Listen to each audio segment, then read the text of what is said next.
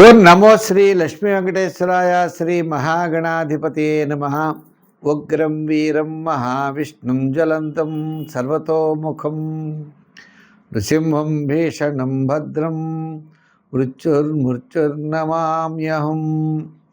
ప్రేక్షకుల నమస్కారాలు తెలియజేస్తూ ఈ వారం రాశి ఫలాలు జూలై 19 నుంచి జూలై 25 వరకు ఉన్నటువంటి గ్రహాల యొక్క పరిస్థితిని అనుసరించి మనం రాశి ఫలాలు తెలుసుకుందాం. అయితే ముందుగా మనకి ఈ 19 నుంచి 25 లోపల ముఖ్యమైనటువంటి పండుగలు చూసినట్లయితే 25వ తారీఖు తొలి ఏకాదశి అవుతోంది. శయన ఏకాదశి అంటారు. ఆ రోజు చాతుర్మాస్య ప్రారంభం. ఆషాఢ శుద్ధ ఏకాదశి లగాయతు. మనకి కార్తీక మాసంలో ఈ వ్రతం పరిపూర్ణమవుతుంది. 4 మాసాలు పూర్తవుతాయి.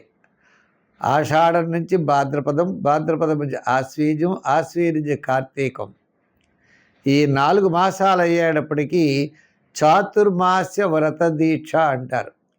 ఈ 4 మాసములు విష్ణుమూర్తికి చాలా ప్రీతి అయినటువంటి మాసములట. ఈ చాతుర్మాస్య దీక్ష వహించేవారు ప్రాతకాలంలో స్నానం చేసి ఒక గదిలో స్వామికి మండపం ఏర్పరిచి విష్ణుమూర్తిని పెట్టుకుని అఖండ దీపారాధన 4 నెలలు పెట్టుకుంటారు.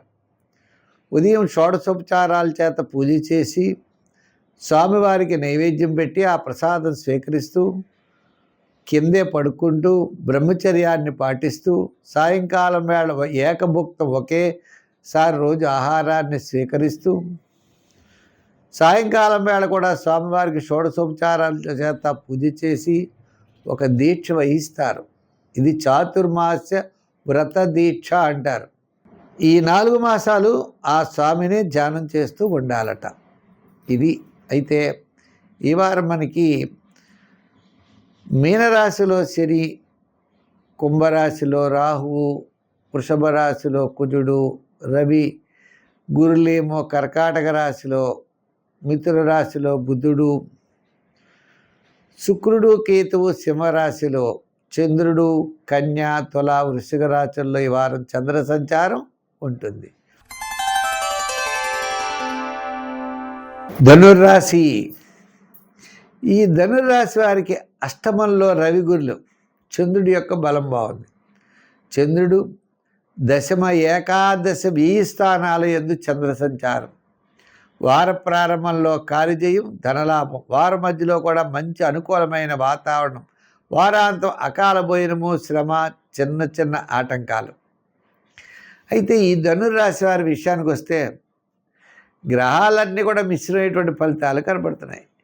తృతీయ రాహువు, చతుర్థ శని, ఒక షష్టంలో మాత్రం కుజుడున్నాడు. కాస్త స్థితిగతుల్లో ఆర్థిక డెవలప్మెంట్స్ కాస్త పర్వాలేదు. సప్తమంలో బుధుడు, పెద్ద క్యాలిక్యులేషన్స్ ఏం పెద్దగా అనుకూలంగా ఉండవు. అష్టమంలో రవి గురులు, వారికి కూడా పెద్దగా డెవలప్మెంట్స్ లేవు. భాగ్యంలోకి వచ్చేప్పటికి శుక్రుడు. ఏదో వేళకి తిండి భోజనాదులు మాత్రం లభిస్తాయి. అంటే మిశ్రమైనటువంటి ఫలితాలు ఉన్నాయి. దీర్ఘకాలిక ప్రయోజనాన్నిచ్చే పనులు లేవు.